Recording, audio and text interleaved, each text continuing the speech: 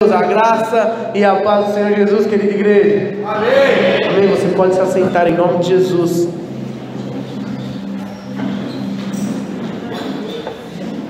Louvado seja o nome do Senhor. Eu agradeço a Deus por mais essa oportunidade de estarmos juntos. Eu quero compartilhar uma palavra com os irmãos. Semana passada eu disse que estaria dando, que era uma continuidade aquilo que nós compartilhamos sobre a redenção, sobre a celebração da redenção.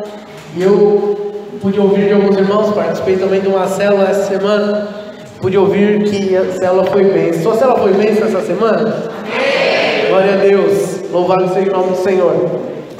E eu quero, na verdade, continuar. Eu não sei por quantas semanas falando dessas coisas, mas eu quero continuar falando sobre assuntos relacionados a isso, que na verdade é a doutrina da salvação. Nós falamos no domingo de Páscoa sobre o impacto, a importância que a morte e a ressurreição de Deus, de Cristo por nós, o que isso deve trazer para nós, o que trouxe. Nós compartilhamos na semana passada que Jesus pagou um preço por nós. E hoje nós vamos compartilhar uma palavra que tem muito a ver com isso, mas num outro tema, vamos dizer assim, dentro dessa doutrina da salvação, que é a justificação. Hoje eu quero falar com vocês sobre isso, sobre sermos justificados, sobre esse fato que é tão importante para nós no dia de hoje. Você e eu já somos justificados, não seremos justificados. Então abra sua Bíblia lá em Romanos capítulo 5, nós vamos ler do versículo 1 ao 11. Se você está sem Bíblia, olha aí, compartilhe a Bíblia aí com o seu irmão. Vou ler, meus irmãos, acompanhem aí em nome de Jesus. Romanos capítulo 5, do versículo 1 ao versículo 11. O tema da nossa ministração de hoje é: você já foi justificado por Deus. Amém? Glória a Deus. Vou ler, os irmãos, acompanhem aí. Tendo sido, pois, justificados pela fé, temos paz com Deus, por nosso Senhor Jesus Cristo, pelo qual também temos entrada pela fé a esta graça, na qual estamos firmes e nos gloriamos na esperança da glória de Deus. E não somente isso, mas também nos gloriamos nas tribulações, sabendo que a tribulação produz a paciência, e a paciência a experiência, e a experiência a esperança. E a esperança não traz confusão, porquanto o amor de Deus está derramado em nossos corações pelo Espírito Santo que nos foi dado. Porque Cristo, estando nós ainda fracos, morreu ao seu tempo pelos ímpios. Porque apenas alguém morrerá por um justo, pois poderá ser que pelo bom alguém ouse morrer. Mas Deus prova o seu amor para conosco em que Cristo morreu por nós, sendo nós ainda pecadores.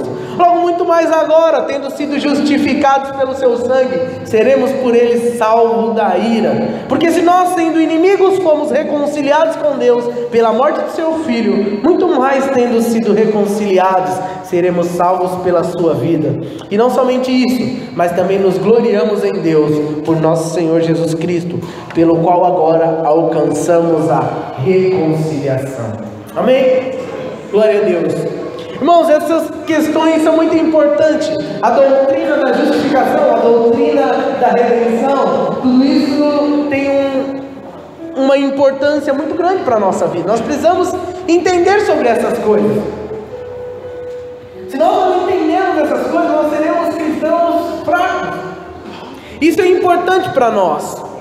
Quando Jesus morreu na cruz por nós, o que Cristo fez foi algo legal, de direito. Havia a necessidade disso acontecer. Deus não poderia de forma alguma ir contra o seu princípio, a sua lei. A Bíblia, nós já falamos sobre isso, mas é apenas uma introdução. A Bíblia nos diz sobre os princípios de Deus, e diz que o salário do pecado é a morte. Então, era impossível nós nos achegarmos a Deus, porque nós teríamos que morrer por conta do nosso pecado. Mas o plano de Deus para mim e para a sua vida é que nós tivéssemos uma vida de relacionamento com Ele. Então, para que o plano de Deus fosse cumprido, alguém teria que morrer por nós. E aí nós entramos naquilo que nós falamos a semana passada, a redenção. Fomos redimidos pelo Senhor, mas também fomos justificados pelo Senhor. Há um sentido legal e jurídico naquilo que no resgate, no pagamento de preço, é algo jurídico. Entenda, o diabo tinha todo direito sobre a minha e a sua vida. Por quê? Porque ele conquistou isso. Quando o homem pecou, quando o homem desobedeceu a lei de Deus, ele de forma direta, ele se entregou ao pecado. E por isso ele se fez escravo do pecado. Então havia um direito legal do inimigo sobre a minha e a sua vida, sobre toda a humanidade. E de uma maneira legal, diante da lei, porque Deus, Ele não veio para ir contra a lei dele mesmo, Ele veio para que fosse cumprida a lei. Jesus disse: eu não vim para revogar a lei, não, eu vim para cumprir toda a lei. E pela lei do Senhor havia que ser pago um preço, e o preço foi pago. E por isso eu e você fomos justificados. Nós vamos falar um pouco sobre isso. É interessante que em palavras gregas, há 5 palavras no Novo Testamento que possuem um sentido legal e jurídico no grego. Essas palavras se referem a procedimentos legais no Império Romano. Eu queria compartilhar com vocês para que nós possamos entender aquilo que eu quero trazer da parte de Deus para nós com a ajuda do Espírito Santo. Então, há 5 palavras muito interessantes que nos trazem um sentido legal da lei para que nós possamos entender o que Cristo fez por nós. Então vamos lá, a primeira dessas palavras é dikaiose. Repita comigo, dikaiose. Tem nada a ver com dica, tá? É uma palavra grega que significa absolvição no tribunal. A dikaiose significa absolvição no tribunal, ou seja, quando alguém era absolvido da acusação de um crime. Essa palavra é traduzida na Bíblia como justificação. Alguém que foi justificado. Então, dikaiose tem a ver com justificação. Uma segunda palavra que tem a ver com lei, com justiça, é a palavra afasia. Afasia, essa palavra significa cancelar uma dívida. Às vezes havia uma ação judicial, uma disputa num tribunal, e ocorria um julgamento que concluía que o acusado de ser devedor não devia coisa alguma. Então alguém era acusado de estar devendo, e aí acontecia a absolvição dessa pessoa. A sua dívida era cancelada. Isso no grego é afasia. A dívida cancelada, pois o preço já havia sido pago. Alguém estava devendo, alguém ia lá e pagava. Então ocorria a afasia. Esse é o sentido de alguém ter pago por outra pessoa. No sentido legal, afasia significa cancelar uma dívida. Afasia na Bíblia é traduzido como perdão. Não sei se existe essa palavra, com certeza não existe, mas dizendo aí, usando uma linguagem minha mesmo, nós somos afasiados pelo Senhor, fomos perdoados pelo Senhor, amém? Terceira palavra é uiotesia. Essa é uma palavra que significa adoção. Uma família se dirigia ao tribunal para adotar um filho. A Bíblia usa esta palavra para falar sobre nos tornarmos filhos de Deus, amém? Então, quando alguém queria adotar um filho, em grego a adoção significa iutesia, ou a palavra adoção é iutesia. A quarta palavra é catalasso, que significa reconciliação. Às vezes as pessoas iam ao tribunal para se divorciar, às vezes as pessoas estavam brigadas com uma outra pessoa, não o seu cônjuge, ou com um amigo, ou com alguém, e aí ia no tribunal para tentar resolver aquela situação. E essa palavra é catalasso, significa reconciliação. Duas pessoas que eram oponentes se apresentavam ao juízo e havia ali uma reconciliação, havia um catalasso.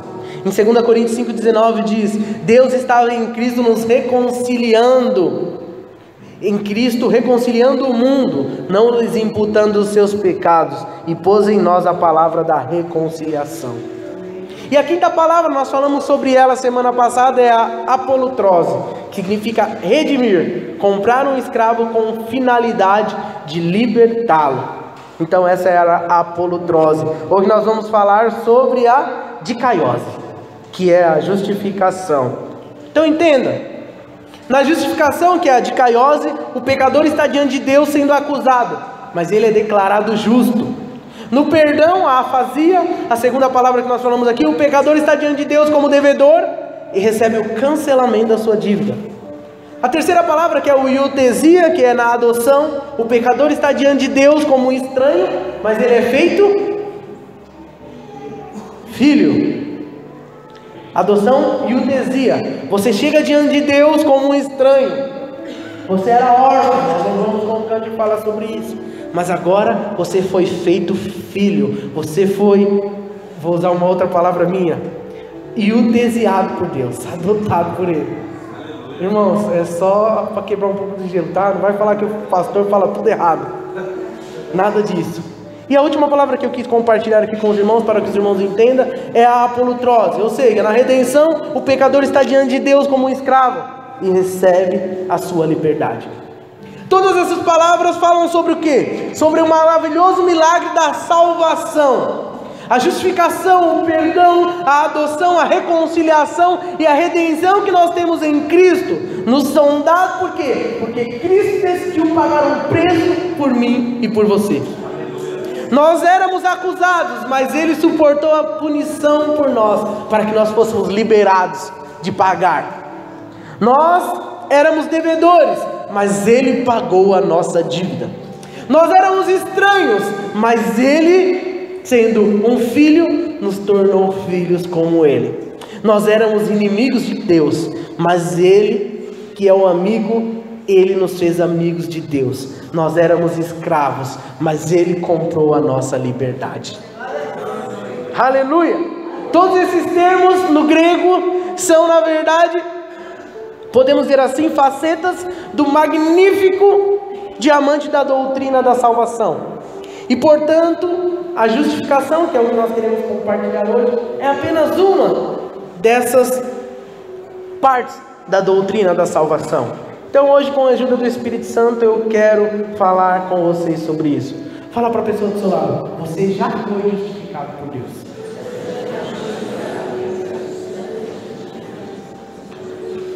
Irmãos, há uma grande dificuldade da humanidade de entender isso.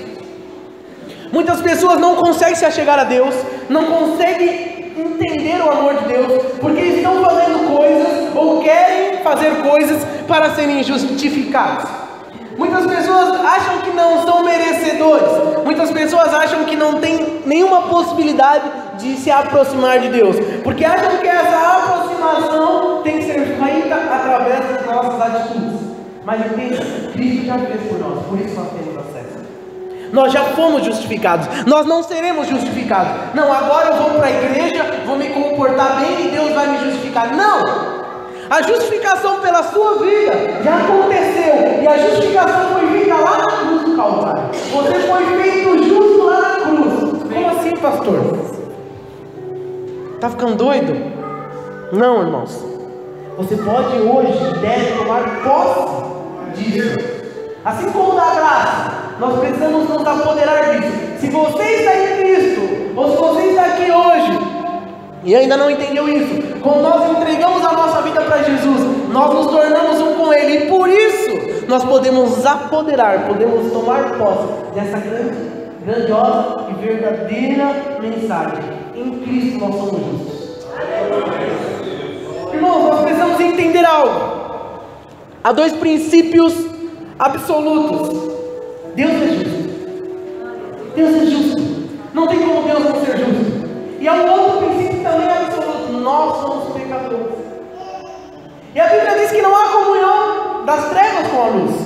Então como que nós vamos nos relacionar com Deus se Ele é justo e santo e nós somos pecadores? Qual é a possibilidade disso acontecer? Só uma possibilidade: se nós formos justificados. Aleluia! Poderia haver uma outra possibilidade: se nós nascêssemos justos. Nós não podemos nascer justos. Há uma condenação. Todo homem é pecador. A Bíblia diz que não há um homem sequer justo. Há um texto da Bíblia que diz: pode o imundo ser puro aos olhos de Deus? Pode o pecador se justificar diante de Deus? Porventura o etíope pode mudar a sua pele e o leopardo mudar a sua mancha? Não, nada disso pode acontecer. Para que isso aconteça, para que eu e você pudéssemos nos precisar chegar a Deus, algo precisava acontecer. Qual que é o padrão para nós entrarmos no céu? O padrão, como que deve ser a pessoa? Você fala, para você entrar no céu você tem que ser... E aí você define isso com uma palavra: perfeito. Para o homem entrar no céu, o homem precisa ser perfeito. Aí você fala, então, eu acho pouco, porque eu não sou perfeito, e eu acho que é impossível ser perfeito. Mas esse é o padrão. Deus não vai mudar o padrão. O céu não é bagunçado. Não é porque eu não entro no céu. Então como que eu posso entrar no céu se há um padrão muito elevado para aquele que quer ir para o céu? No Antigo Testamento, nós vemos que as pessoas viviam baseadas na lei. Então, quem obedecer à lei, pela lei viverá. Então, baseado na lei, todos nós pecamos, destituídos estamos da glória de Deus, não há um justo sequer. Então, como que nós, que estamos distantes de Deus, podemos entrar no céu? É impossível. Ninguém pode ir para o céu. Mas, por isso, Cristo veio. O que é necessário para nós entrarmos no céu? Para o homem entrar no céu, é preciso que o próprio Deus nos justifique. Mas como que Deus vai nos justificar, sendo que nós não merecemos? Como que Deus, sendo justo, pode justificar o pecador? Deus só pode fazer isso quando Ele paga um preço, para que eu e você, estando em Cristo, possamos tomar posse dessa justiça. Quando nós estamos em Cristo, nós que estávamos distantes de Deus, se tornamos um com Ele. E quando Deus olha para nós, Ele não olha mais nosso pecado, Ele olha a Cristo. Irmãos, Cristo se fez pecado por você, para que você tivesse acesso a Deus. Nós éramos inimigos de Deus, nós lemos isso no texto. Deus morreu por nós quando nós éramos inimigos dele. Não tinha como ter relacionamento com Deus. Mas o Senhor, Ele abriu um acesso para nós. Como que pode Deus justificar o pecador sem abrir mão da sua justiça? Somente se Ele se fizesse pecado por nós. E Ele fez isso. Qual que é a realidade da justificação? O versículo 1 e 2 que nós lemos diz assim: tendo sido pois justificados pela fé, temos paz com Deus, por nosso Senhor Jesus Cristo, pelo qual também temos entrada pela fé a esta graça, na qual estamos firmes e nos gloriamos na esperança da glória de Deus. O que é a justificação? A justificação é um ato legal, judicial e declaratório de Deus, no qual Ele declara sobre a base da justiça de Cristo, que todas as demandas da lei estão satisfeitas com respeito ao pecador. Entenda, a justificação não é algo que Deus faz em nós, é algo que Deus faz por nós. Não é algo interno, é algo externo, é algo que foi feito por você, para te dar o direito de você ter a liberdade. A justificação é algo que acontece uma única vez. Você não vai ser justificado todo dia. Pecou é justificado, pecou é justificado. Não, você já foi justificado. O que nós precisamos é nos apoderar dessa justificação. A justificação foi um ato instantâneo e completo. Na cruz, Jesus justificou toda a humanidade.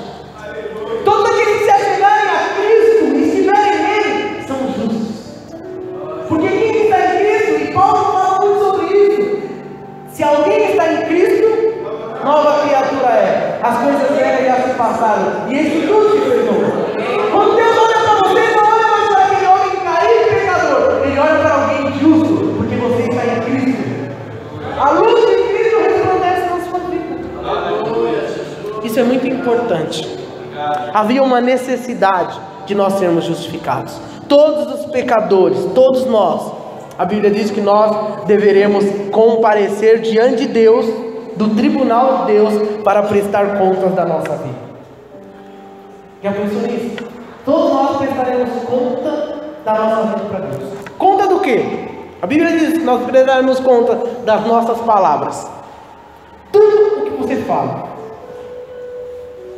Pode pensar, já pensou se nós passássemos aqui no nosso telão todas as palavras que você falou essa semana para alguém, todas as palavras que você pensou, já pensou? A Bíblia diz que nós prestarmos conta. Nós seremos também julgados por nossas obras. Tudo que você fez, tudo que você deixou de fazer, nós seremos julgados. A Bíblia também diz que nós seremos julgados pelas nossas omissões. Eu falei já, tudo que você deixou de fazer, que você poderia ter feito por alguém, que você poderia ter realizado e você não fez, você será julgado. Nós também seremos julgados pelos nossos pensamentos. Eu estava lendo algo sobre isso essa semana, me preparando para ministrar essa palavra, e alguém escreveu, um estudioso, nós temos mais ou menos 10.000 pensamentos por dia. Eu falei, eu acho que eu sou um pouco mais pensador, talvez tenha um pouco mais, porque a nossa mente não para. E aí eu fiquei pensando nisso, 10.000 pensamentos. Se desses 10.000 pensamentos, 3 pensamentos forem pecaminosos, 10.000, 3, estou sendo gente boa com a gente, né? 3 só pecaminosos. Pensar contra alguém, pensar alguma coisa que não agrada a Deus, 3 por dia. E um mês seriam 90. Em um ano, quase 1.000. Se você tiver, como eu, mais de 30 anos, já são 30.000 na minha idade. Pensamentos pecaminosos, pensar 10.000, 3 por dia. Como que eu vou dar conta disso diante de Deus? Não precisa nem ter julgamento. É direto para o inferno. Não tem como. Nós precisamos entender que, se fosse pelas nossas atitudes, não havia como nós sermos libertos da condenação. Por isso nós precisamos entender que a justificação, ela é muito mais do que o perdão. Nós não damos conta de pedir perdão por todos os pecados que nós cometemos. Por mais que a gente aconselhe, peça perdão a Deus.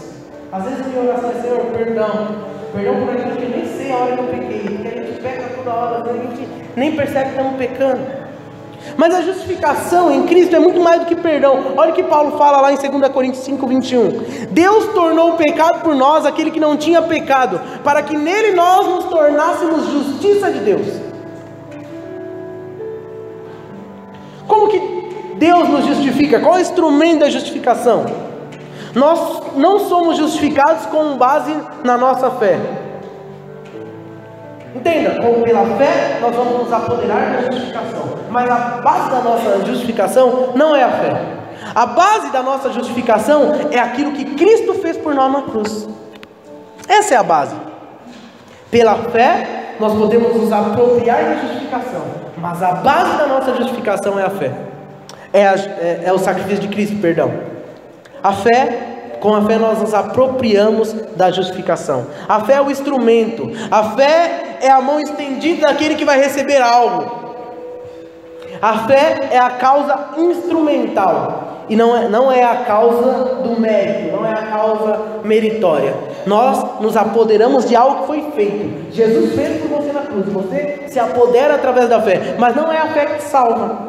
Não é a fé que te torna justo. Não, eu creio. Não é isso. O que te torna justo é aquilo que Cristo fez na cruz por você. Amém, irmãos? A fé não expia a culpa, não remove o castigo. Ela é o instrumento de apropriação dos benefícios da redenção que temos em Cristo.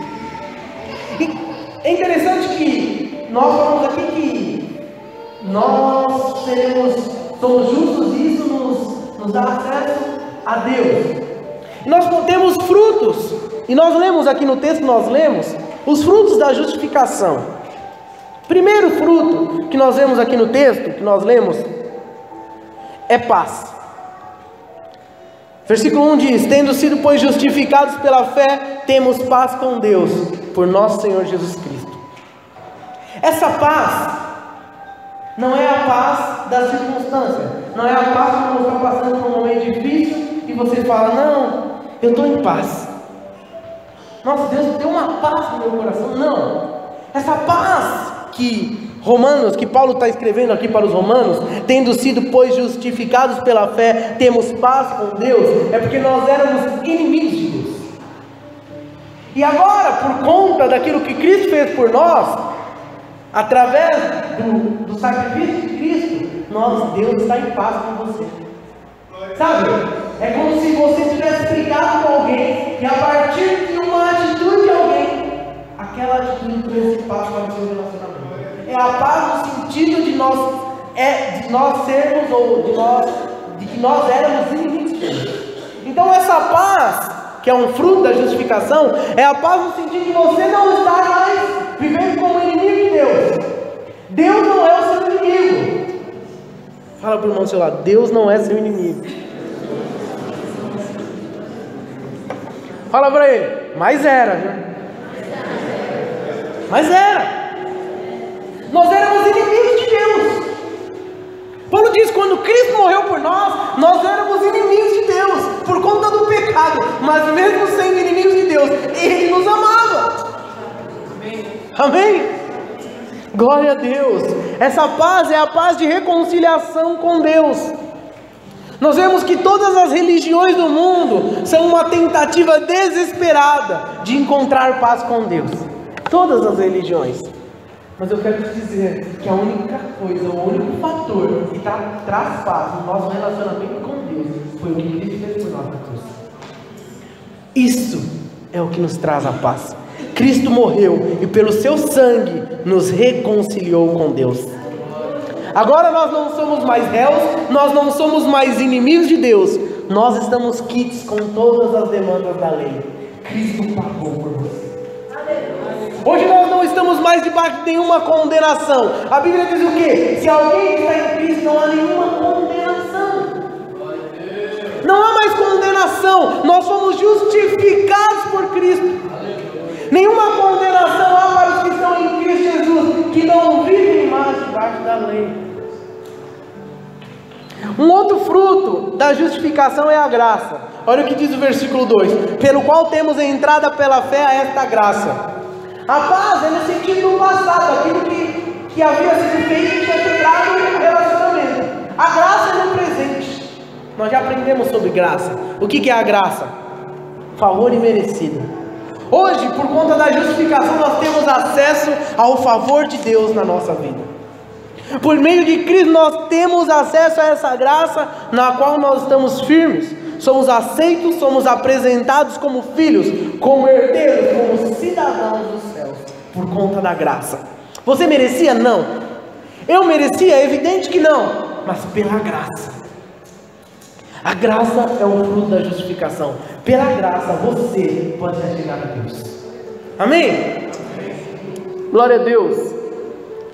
A palavra, em algumas versões, a minha versão, que é a NVI, diz no versículo 2: pelo qual também temos entrada pela fé.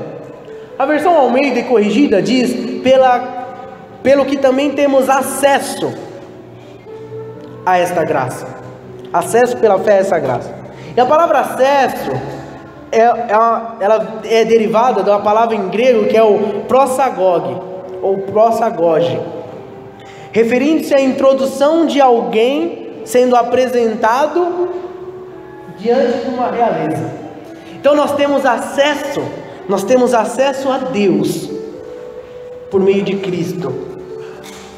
Um outro termo comum para se referir a essa prosagog é a aproximação do adorador de Deus.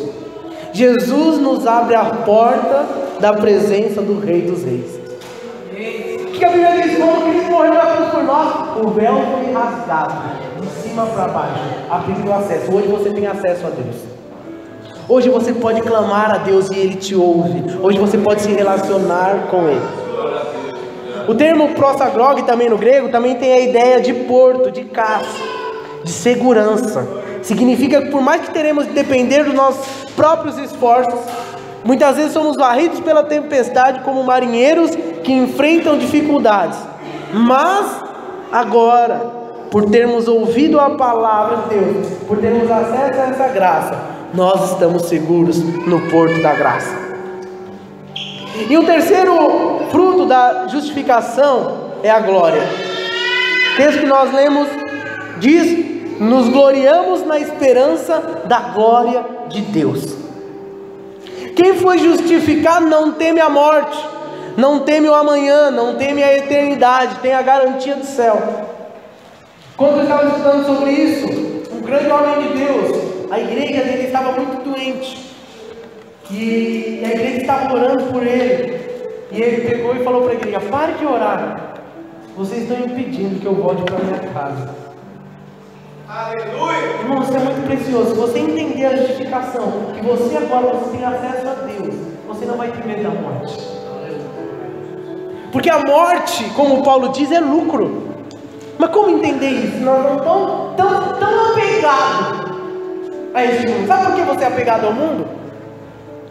Porque você não tem a real revelação do lugar para onde você vai. Porque se nós tivéssemos a real revelação, irmão, nossa vida seria para ir para o caixão. Morre logo. Porque o que nos espera depois dessa vida, irmão, é algo muito glorioso.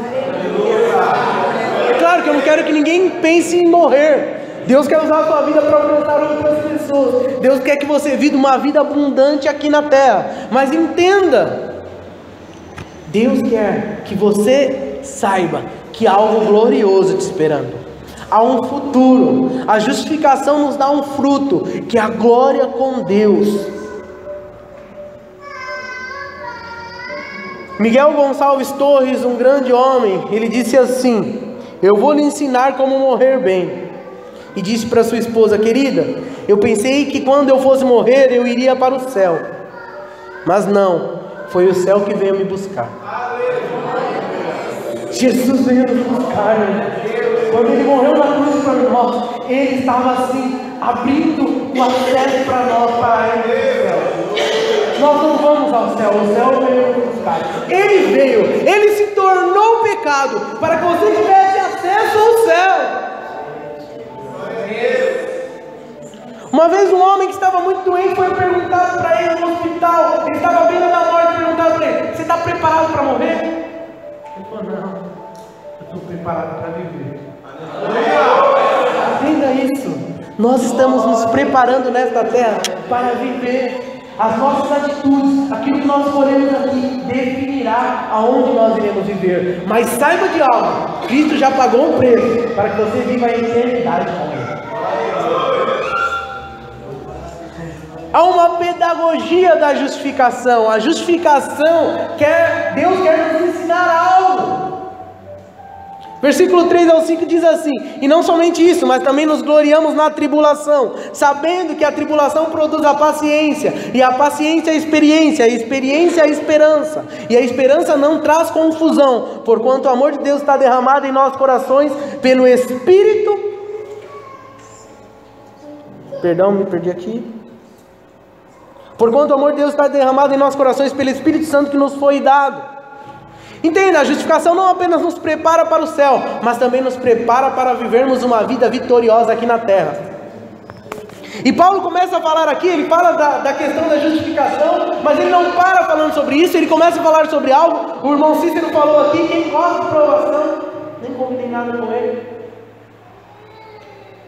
Mas Paulo diz algo aqui muito interessante.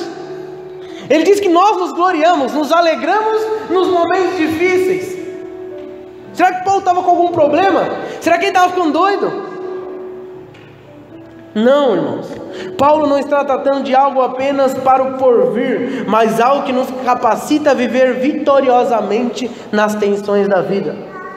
É evidente que nós não somos masoquistas, ninguém gosta de sofrer.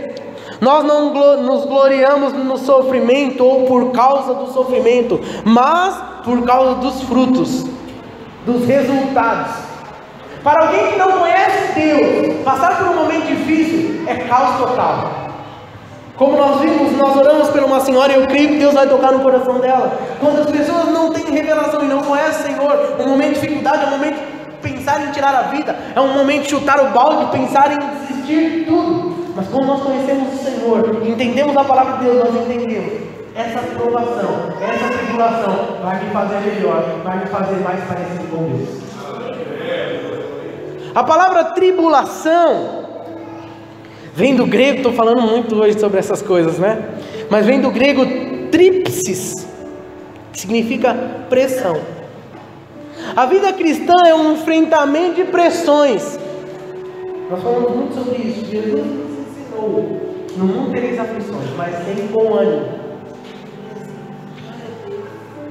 Pressões do quê? Pressões da vida, pressões do diabo, pressões do mundo, pressões das nossas fraquezas, pressões das questões, muitas vezes financeiras, de uma enfermidade, tantas pressões, tantas tribulações.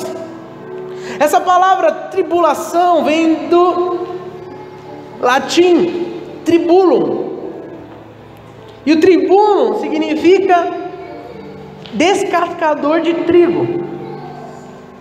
E o que o descascador do trigo faz? Ele separa o trigo da palha. A tribulação serve para nós, irmãos, para nos capacitar a sermos iguais a Deus. Lá em Romanos 8:28 diz: sabemos que todas as coisas cooperam para o bem daqueles que amam a Deus.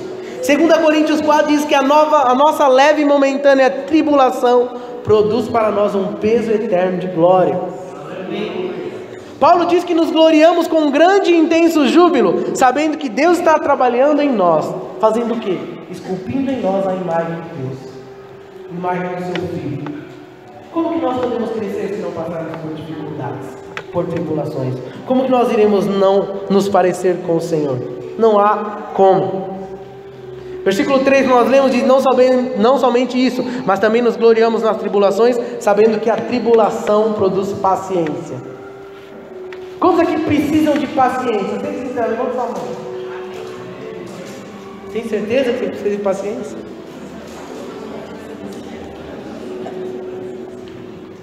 Tem gente que fala: meu Deus, me dá paciência.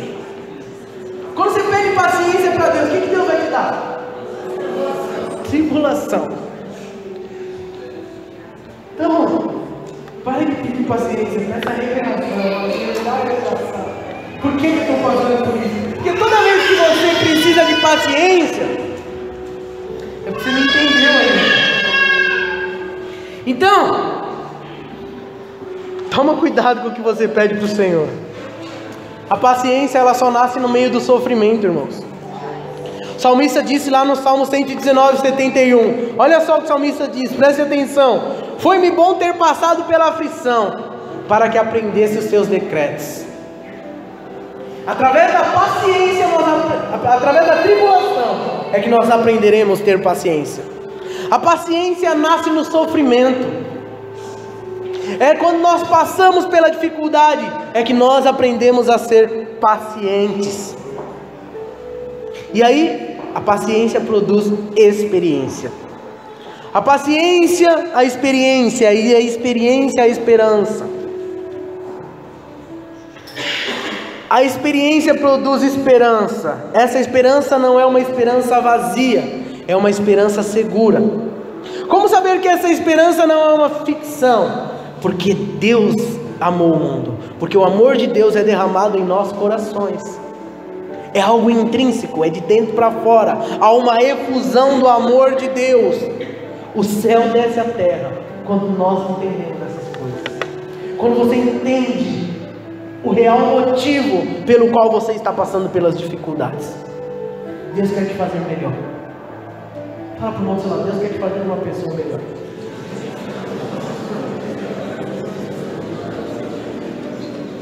O que você está passando não é porque Deus não te ama.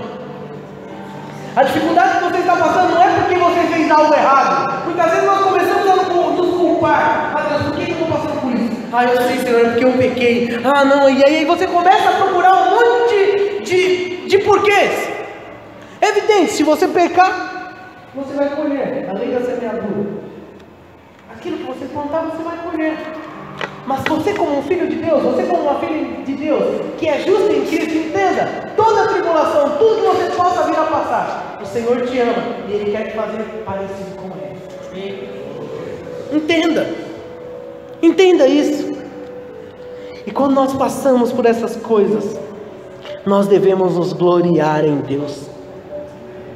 Versículo 11, nós já estamos encerrando, diz: e não somente isso, mas também nos gloriamos em Deus por nosso Senhor Jesus Cristo, pelo qual agora alcançamos a reconciliação.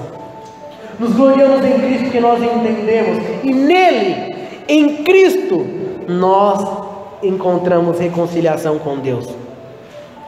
Se nada sobrar, se tudo nós perdermos, ainda temos Deus e devemos nos gloriar nele. Abacuque 3 diz: ainda que falte a oliveira na vida e gado no curral, ainda assim me alegrarei no Deus da minha salvação.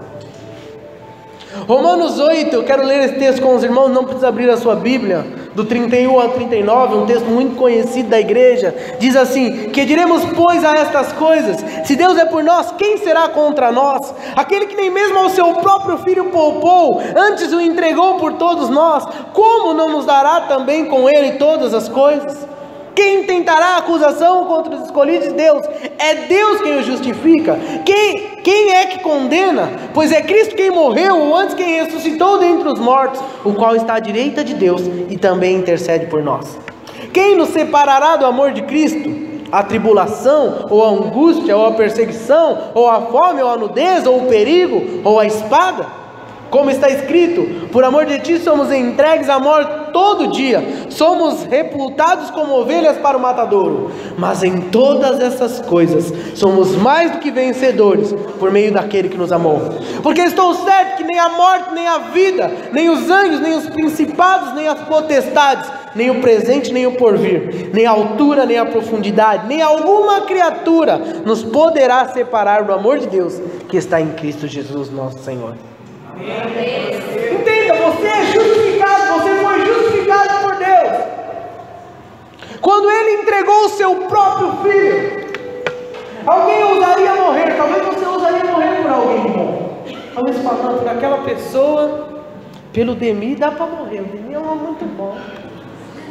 Não, se for para matar, o Demi me mata. Talvez você ousaria morrer por alguém bom. Pelo pastor nem tanto, né? Pelo Demi. Agora, você seria capaz de dar o seu filho para morrer pelo Demi? Dá um exemplo, tá, irmão? O Demi. Por alguém bom, alguém usaria, mas dar o seu filho para morrer por alguém? Pode ser a melhor pessoa do mundo. Mas Deus fez isso. Ele entregou o seu filho. E hoje, ninguém... Você em Cristo é justo e toda lei está cumprida. A Bíblia diz que o diabo é um acusador. Quando ele chega diante de Deus e fala: ó, tá vendo lá o Paulo é pecador, o Paulo não merece. A Bíblia diz, nós lemos aqui, Cristo está à direita de Deus, fala: ele não merece, mas eu morri por ele. O preço está pago. Você não merecia, mas Cristo morreu por você, e Ele está à direita de Deus, intercedendo por nós. Quando Deus olha para você, Ele vê Cristo, por isso você é justo.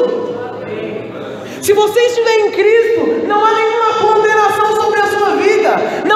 Não tem quem te acusar, seja o inimigo ou qualquer pessoa. Você está em Cristo, você está justificado. Justificado, pois pela fé temos paz com Deus. E o que eu preciso fazer então, pastor, para me apoderar dessa justificação? Eu preciso crer. Crer naquele que justifica o ímpio.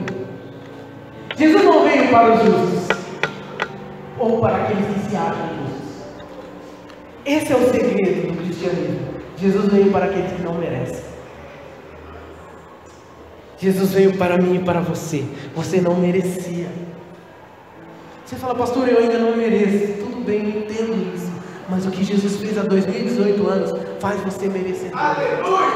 Faz você justificado. Eu sou bem antigo em relação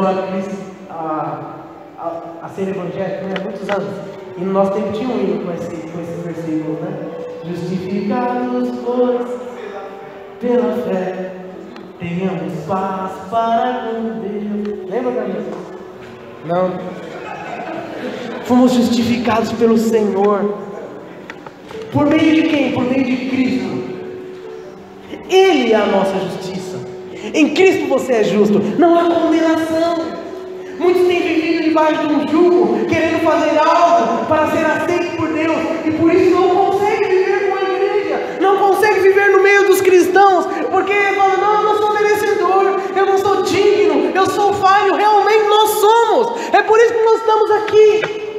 Porque nós precisamos de Cristo e nele nós somos justificados.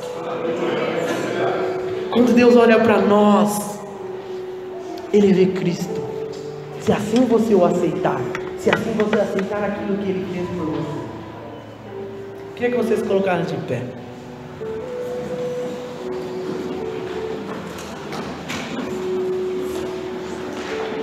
A realidade da justificação é algo que tem que ser tomado posse. Você deve tomar posse, é um direito seu. Jesus pagou o preço.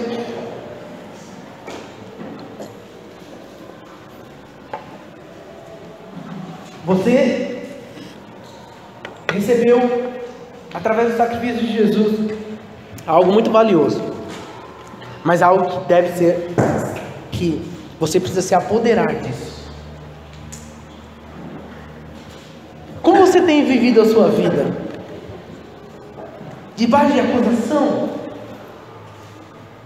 Sem dizer, não, eu não sou merecedor. Não dá. Eu nunca vou conseguir ser um cristão de verdade. Não vem para a igreja, não é para mim.